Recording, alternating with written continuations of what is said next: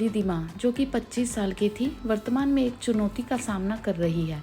वह निश्चित नहीं है कि वह अपनी बहन के घर को छोड़ देना चाहिए या उस व्यक्ति को जिसके लिए उसके मन में पहले से भावनाएं थी। अपनी बहन की शादी को 3 साल हो जाने के बाद उसने ऐसी दुर्दशा की कल्पना भी नहीं की थी। वह जीवन में आगे बढ़ रही थी, इसलिए उसके देवर ने तूफान खड़ा कर दिया था। देवर ने चेतावनी दी कि अगर तुम करीब नहीं आए तो तुम मुझे खो दोगे। आइए सुनते हैं रिधिमा की उलझी हुई कहानी।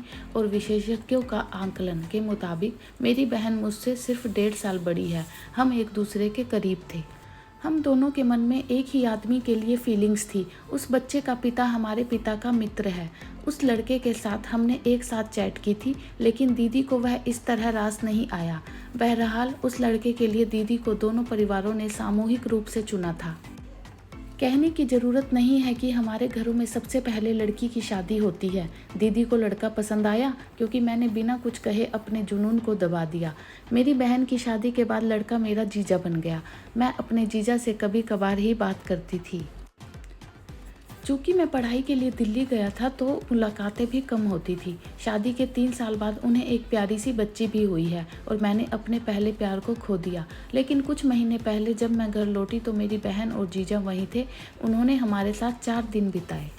साथ में हमने खूब मस्ती की। एक रात मेरे जीजा जी आए जब मैं आंगन में अकेली थी। मैंने उनसे बातचीत की। फिर उसने अचानक मेरा हाथ पकड़ लिया और मुझसे कहा कि वह अब भी मुझसे प्यार करता है।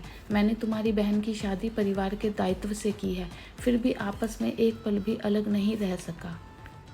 जीजा साली का रिश्ता भले ही आज के ज़माने में मजाक हो, लेकिन देवर को आज भी भाई ही माना जाता है, जो उसकी भाभी भी होती है। फिर भी बहुत से लोग इस बंधन की गरिमा का अनादर करते हैं। शुरुआत करने के लिए इस बात की अवहेलना करें कि आपका साला क्या करने वाला है। अगर वो आपसे सच्चा प्यार करता तो वह अपने परिवार को इस बारे में बताता और आपसे शादी करने की जिद करता। फिर भी ना तो आपने और ना ही उन्होंने किया।